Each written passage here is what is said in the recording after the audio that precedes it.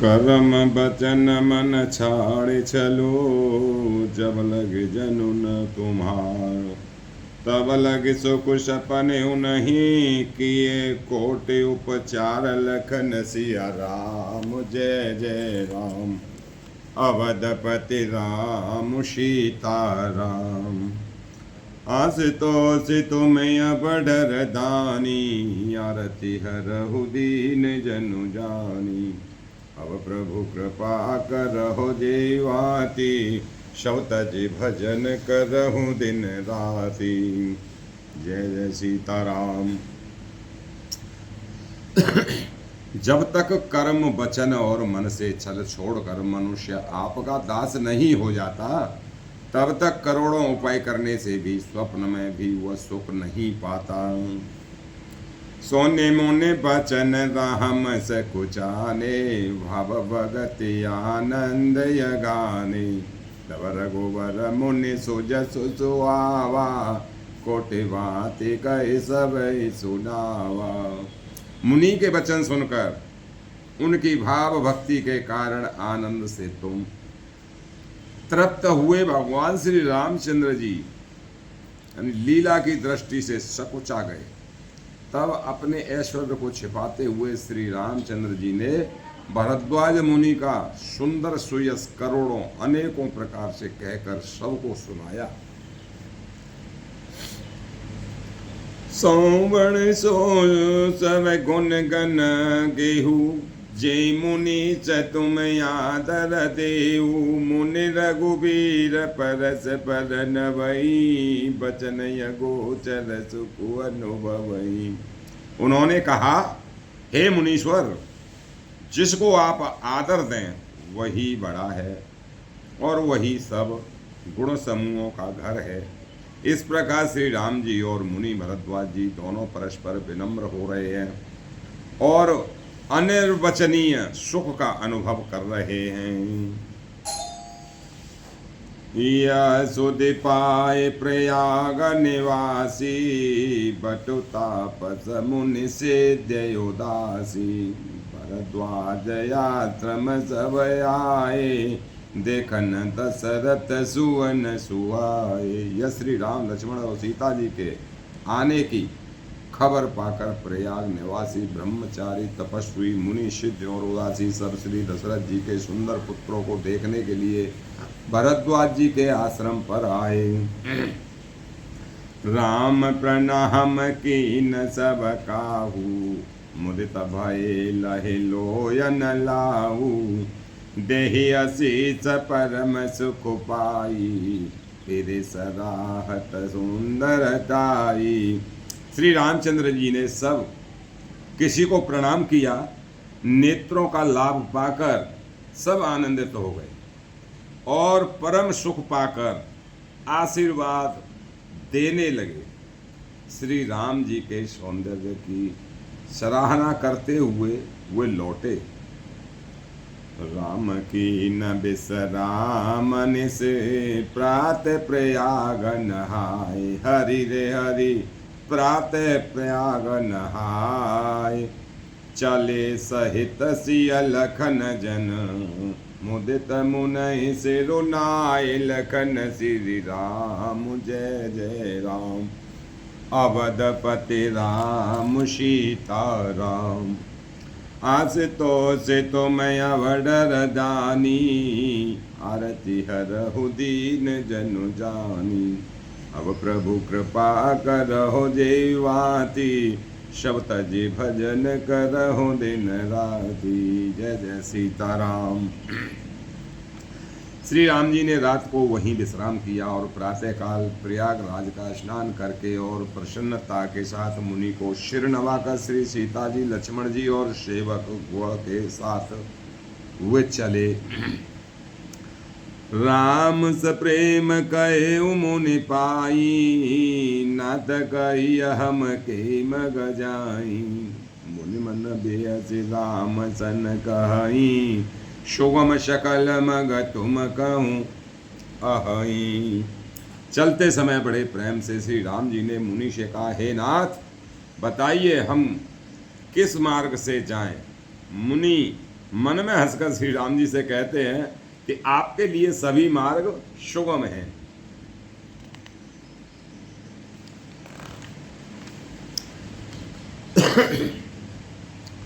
साथ लागे मुनि शिष्य बुलाए, सुन मन मुदित 50 कयाए। सबन राम पर प्रेम अपारा, शकल कहे मगो दिख हमारा। फिर उनके साथ के लिए मुनि ने शिष्यों को बुलाया। साथ जाने की बात सुनते ही चित्त में हर्षित हो कोई 50 शिष्य आ गए। सभी का श्री राम जी पर अपार प्रेम है। सभी कहते हैं मार्ग हमारा देखा हुआ है, हम चलेंगे। मुनि बटु चार संग तव दीने, जिन बहु जन्म सुकृत सब कीने। करे प्रणामो ऋषि आय सुपाई, प्रमुदित हृदय चले रघुराई। तब मुनि ने चुनकर 4 ब्रह्मचारियों को साथ कर दिया, जिन्होंने बहुत जन्मों तक सब सुकृत्य यानी पुण्य किए थे। श्री रघुनाथ जी प्रणाम कर और ऋषियों की आज्ञा पाकर हृदय में बड़े ही आनंदित होकर चले। ग्राम निकट जब निकसहि जाई, देखे ही तरसु नारि नर धाई। होई सनात जन्म फल पाई, फिरहि दुखित मनु संग पठाई। जब वे किसी गांव के पास होकर निकलते हैं तब स्त्री पुरुष दौड़कर उनके रूप को देखने लगते हैं। जन्म का फल पाकर वे सदा के अनाथ यानी सनाथ हो जाते हैं और मन को नाथ के साथ भेजकर शरीर से साथ न रहने के कारण दुखी होकर लौट जाते हैं। विदा किए कटु विनय करे, फिरे पाए मन काम हरि रे हरे। फिरे पाए मन काम, उतर नहाए जमुन जल। जो शरीर सम श्याम लखन श्री राम, जय जय राम। अवधपति राम सीता राम, आशुतोष तुम अवडर दानी। आरती हरहु दीन जनु जानी। अब प्रभु कृपा करहु जीवाती, शब्द जी भजन करहु दिन राती। जय जय सीताराम। तदनंतर श्री राम जी ने विनती करके 4 ब्रह्मचारियों को विदा किया।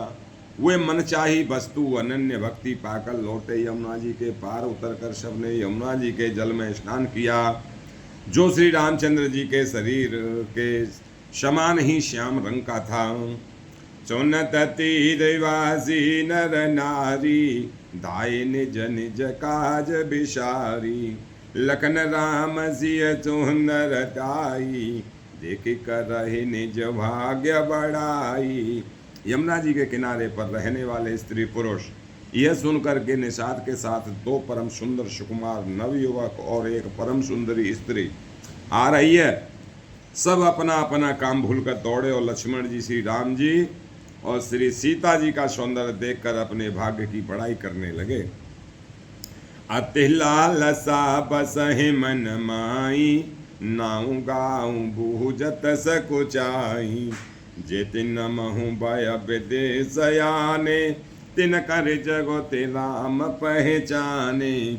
उनके मन में परिचय जानने की बहुत सी लालसाएं भरी हैं, पर वे नाम गांव पूछते सकुचाते हैं। उन लोगों में जो वयोवृद्ध और चतुर थे, उन्होंने युक्ति से श्री राम जी को पहचान लिया।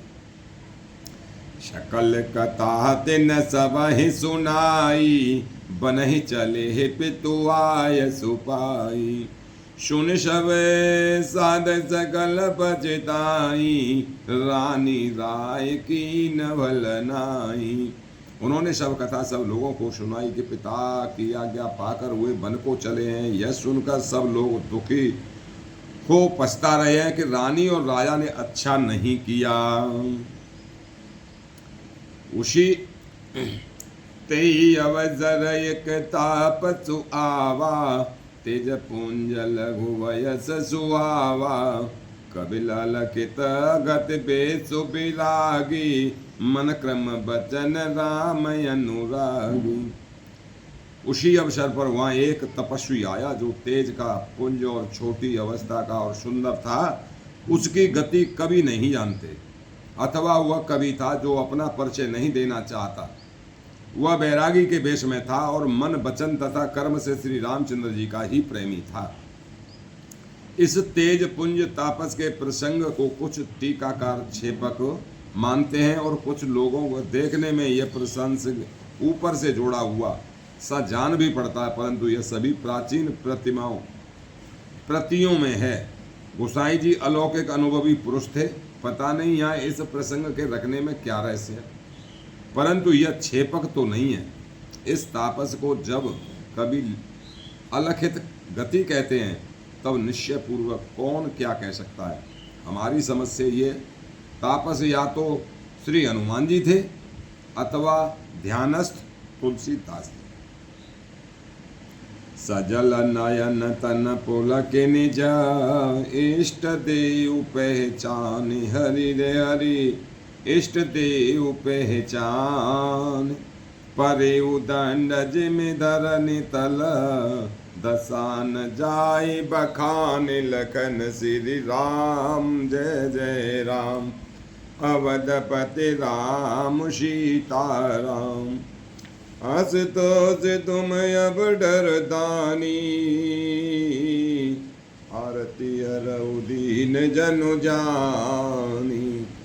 अब प्रभु कृपा करहो जीवाती, सब तजी भजन करहु दिन राती। जापे कृपा राम की होई, बापे कृपा करहि सब कोई। जय जय सीताराम।